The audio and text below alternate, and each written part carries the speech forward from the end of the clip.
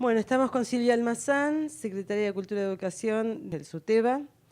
Buenas tardes, Silvia. Queríamos saber cuál es tu opinión en cuanto a cuáles son las condiciones en las que están trabajando nuestros compañeros hoy en las escuelas, qué es lo que está sucediendo, cuál es el panorama en el que estamos hoy.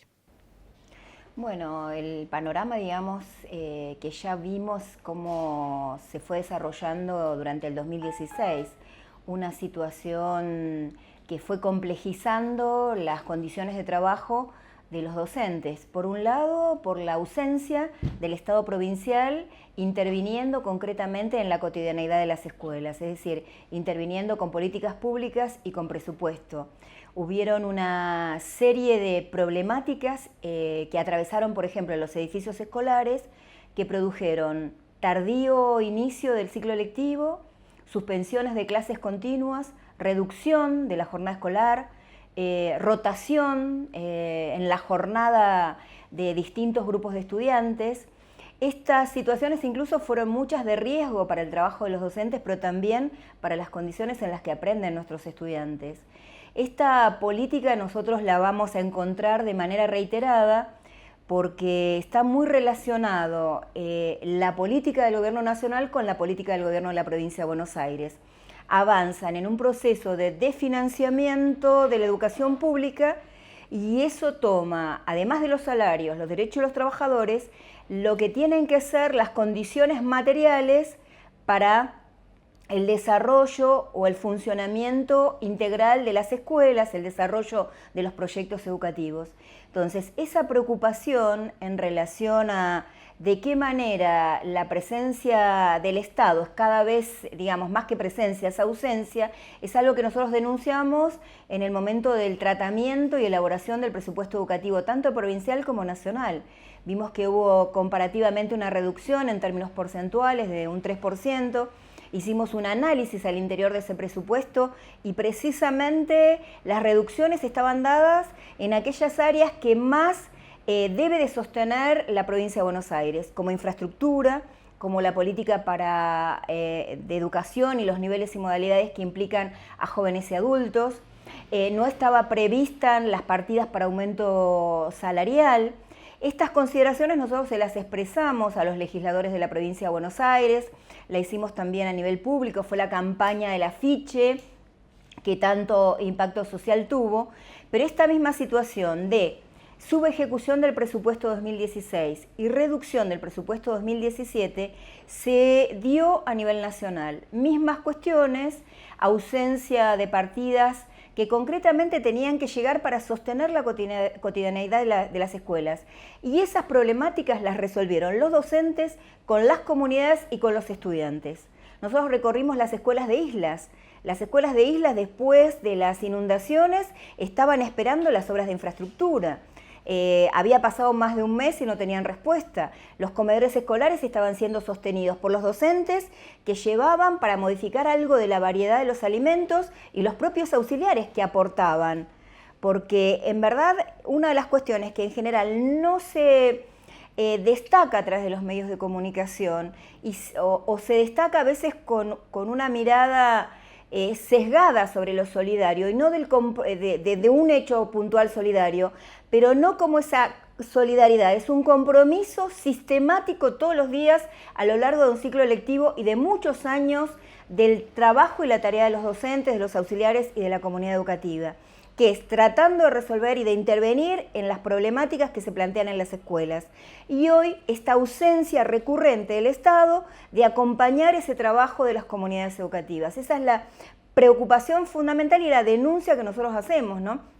Uno de los puntos o varios de los ejes de las paritarias o de las variables que se van a abordar tienen que ver con infraestructura, con que haya planes y proyectos de obra, tanto para refacciones, para ampliaciones, para mejoras, pero también aquellas actividades que tienen que ver con tareas preventivas, que precisamente son en este periodo que se tienen que realizar y muchas veces llegamos y el agua no está en condiciones de ser, no es potable, los tanques no han sido sometidos a los procesos, digamos, que se tienen que desarrollar para garantizar la potabilidad del agua, o las desinfecciones, desratizaciones, desinsectizaciones que se tienen que hacer. El tema infraestructura es uno, que a nosotros nos preocupa fuertemente, porque si ya terminamos el año pasado en esas condiciones de precariedad en muchas de las escuelas, muchas de esas problemáticas no fueron revertidas. El otro tema, digamos, que hace a las condiciones en las que hoy trabajan nuestros compañeros, también tienen que ver con las condiciones de nuestras comunidades. Nosotros estuvimos el primer día que comenzaban las clases en diferentes escuelas del conurbano y del interior de la provincia de Buenos Aires, conversando con nuestros compañeros. Yo estuve en una escuela de Florencio Varela y ahí ya empezábamos a ver, primer día, estábamos hablando fines de febrero, ya empezábamos a ver la necesidad recurrente de las zapatillas para que los chicos pudieran venir a la escuela, de los útiles escolares, mamás que se acercaron a las directoras a decirle, señorita, hoy no va a venir, mis hijos no van a venir porque no le pude comprar los lápices. Y los maestros diciéndoles, vengan porque de alguna forma lo vamos a resolver. Porque saben que si no está el primer día, lo que puede pasar es que pasen muchos días en que los pibes y pibas no puedan venir a la escuela. Entonces, esta realidad, fíjate vos la diferencia, si el gobierno escuchara lo que los trabajadores de la educación relevamos en esa cotidianeidad de nuestras escuelas y tuviese la decisión de intervenir, si hubiese podido modificar en el primer semestre. Sin embargo, el gobierno presentó en noviembre un relevamiento sobre los comedores escolares diciendo las condiciones deficitarias en que estaban los ámbitos en los que se trabajaba para la organización del comedor escolar, que no había presencia de lácteos, nosotros lo habíamos dicho en marzo, no necesitábamos de una empresa, de una consultora que hiciera ese trabajo. Se requiere de recurrir a los conocimientos de los trabajadores de la educación, de los equipos directivos, a leer los informes que las escuelas plantean. ¿Y por qué lo hicieron? Para argumentar en un proceso de descentralización de sus responsabilidades. Hoy transfieren en una experiencia piloto a 12 municipios el servicio alimentario escolar. Esa transferencia se hace con las mismas problemáticas que tuvo a comienzos de año el servicio alimentario escolar. Cuando esto que habla de la ineficacia de la gestión del gobierno de la provincia de Buenos Aires, porque hubieron hay dos ministerios que son responsables del servicio alimentario, el Ministerio de Desarrollo Social y la Dirección General de Escuelas.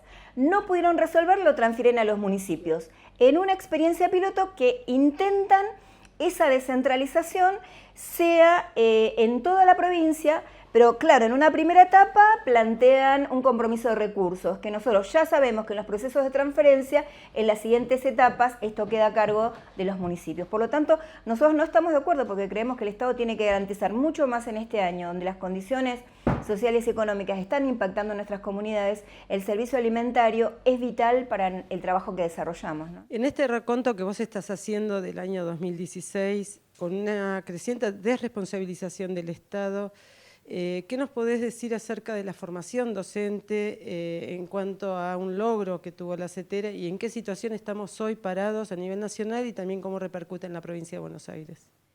Bueno, la política de formación docente a lo largo de estos años, digamos, a partir de la implementación tanto de la Ley de Financiamiento Educativo como la Ley de Educación Nacional y la dinámica del ámbito de paritarias, nosotros tuvimos muchos avances. El avance más importante es el Programa Nacional de Formación Permanente, que es un acuerdo paritario, es una política pública nacional, es una política de Estado que plantea que el Estado Nacional va a garantizar la formación de los docentes de manera universal en 3 etapas. Hasta ahora se están cumpliendo, digamos, parcialmente esas etapas. El año pasado estuvo suspendido y en riesgo, porque había también una decisión del Ministerio de Educación de la Nación de suspender estas políticas de formación. Y en este caso para nosotros quedaban excluidos cientos de miles de docentes del acceso a un derecho que fue parte de una conquista de los trabajadores de la educación. De hecho, en diciembre hubo un conflicto muy grande con movilizaciones de las que fuimos parte junto con los trabajadores estatales, que posibilitó precisamente que el Estado Nacional, el Gobierno Nacional, asumiera nuevamente la responsabilidad de garantizar los postítulos y esto está impidiendo incluso la cesantía de 2.600 trabajadores que eran los coordinadores y tutores virtuales. Significa que este año debiera desarrollarse a pleno lo que no se trabajó por decisión política del Gobierno Nacional el año pasado, que es avanzar en la universalización de la formación docente, que es un eje muy importante para nosotros y que también forma parte de las variables que abordamos en las discusiones del ámbito de paritarias, y no es solo el salario, ¿no? Es emblemática la lucha por las paritarias, por la paritaria porque fue parte de una conquista, la paritaria, la ley de educación y la ley de financiamiento. Vamos a cumplir este año 20 años de la Carpa Blanca. Tengo el orgullo de haber sido ayunante en el primer grupo de ayunantes, ¿no? Cuando aún no tomábamos dimensión de lo que iba a significar esa herramienta. Una última reflexión para compartir con los compañeros a los que vamos a llegar con tus palabras con respecto a todo eso que hemos transitado todos juntos, desde tu lugar y como ayunante también la Carpa Blanca. No, una de las cuestiones, primero, si nosotros comparamos, si yo tomo la comparación de mi escuela tenía 3 turnos, 3 horas de clases, 1.200 pibes en 3 horas de clases, con una escuela que se caía a pedazos y que teníamos que suspender y luchar. Yo recuerdo una vez que los papás se iban quedando desocupados y la escuela era la única referencia para el barrio. La única. Entonces decidimos que íbamos a dar la pelea por el edificio escolar, pero los papás decían, nosotros no tenemos cómo aportar para hacer. Entonces uno dijo, yo conozco un vecino que tiene un micro, bueno, vamos a ir a ver si por lo menos podemos ir a La Plata y nos cobra menos o no nos cobra. Y entonces después dijimos, bueno, vamos a ver qué podemos aportar. Y yo me acuerdo que pasamos con las compañeras, con las docentes, yo era directora, soy de esa escuela, entonces pasamos una bolsita de plástico y yo recuerdo que los papás ponían centavitos en la bolsa. Y con esos centavitos, más la solidaridad de ese vecino, logramos llegar a La Plata. Y en La Plata llegamos y entonces era una oficina, como esas oficinas que arman en el Ministerio de Educación, con las grandes fotos que representan como los mejores edificios, y los papás le empezaron a decir al funcionario, nosotros queremos esta escuela, nosotros queremos estas condiciones, queremos este mobiliario, queremos que nuestros pibes estén así.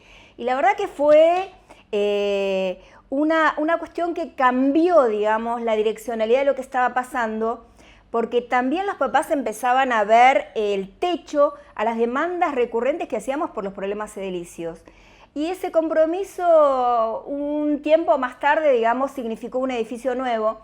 Y varios años después, con la ley de financiamiento educativo y con la ley de educación, esa escuela tiene 2 turnos, sigue siendo muy poblada porque hay un equipo de docentes con mucho compromiso que la sostiene. Creo que es la segunda escuela que más matrícula tiene en el distrito.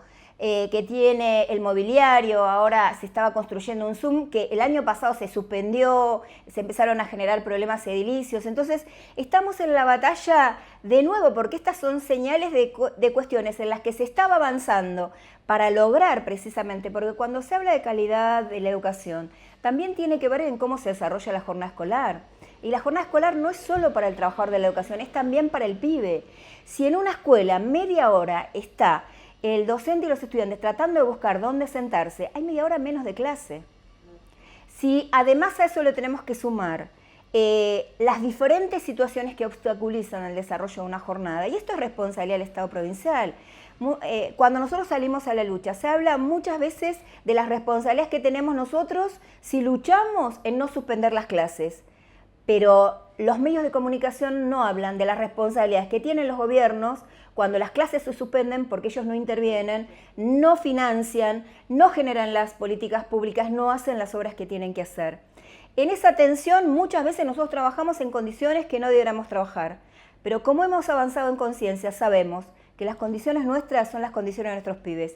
Y eso tiene un límite, por eso hay una lucha sostenida por la educación pública, por nuestras condiciones de trabajo y por los derechos de nuestros pibes, ¿no? Creo que lo que tenemos que honrar fuertemente y valorizar y hacer visible es el trabajo de los docentes, es esa cotidianeidad que el que no pasó por un aula no puede ni siquiera comprenderla, que es batallar con esa maravillosa realidad diversa que traen cada uno de los pibes y pibas que vienen, para los que hay que dar escucha.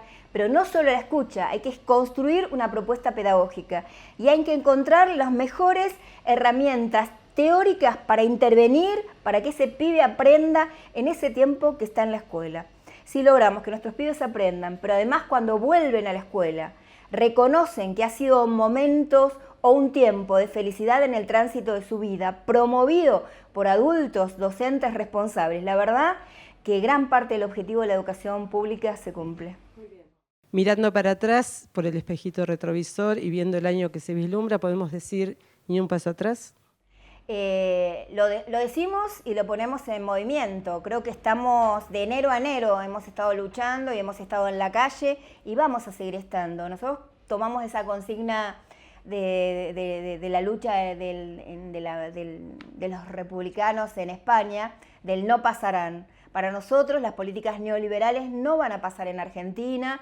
Tenemos la fortaleza, tenemos las organizaciones y tenemos el compromiso de la comunidad. Nuestro pueblo tiene historia con la educación pública, tiene historia con lo que ha significado como aportar como un factor de movilidad social ascendente, pero fundamentalmente en estos años también aprendimos que es una herramienta vital para garantizar los procesos de liberación de los pueblos. Y de ese objetivo no nos vamos a correr, ni de que la escuela siga siendo pública, ni seguir luchando por la emancipación no solo de Argentina, sino de América Latina.